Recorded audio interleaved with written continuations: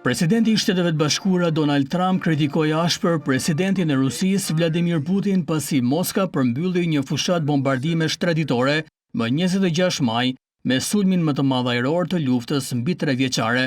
Trump tha se deri më tani e ka mbrojtur Rusinë nga masat të dhimbshme të pazbuluara, por la të kuptohej se po humb durimin pasi Putin po vazhdon të shpërfill thirrjet e tij për armëpushim. Ajo që Vladimir Putin nuk kupton është se po të mos isha unë, shumë gjëra të këqija do t'i kishin ndodhur tashmë Rusisë dhe kam fjalën për gjëra vërtet të këqija.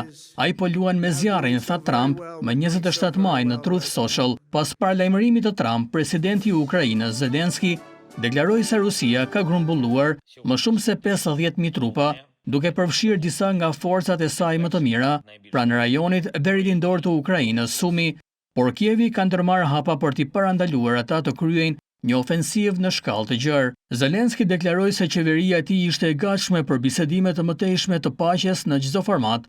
Ai tha se priste që raundi tjetër të ishte në një nivel teknik, por theksoi se do të ishte gati për një takim trepalësh me presidentin e Shteteve të Bashkuara Donald Trump dhe presidentin rus Vladimir Putin.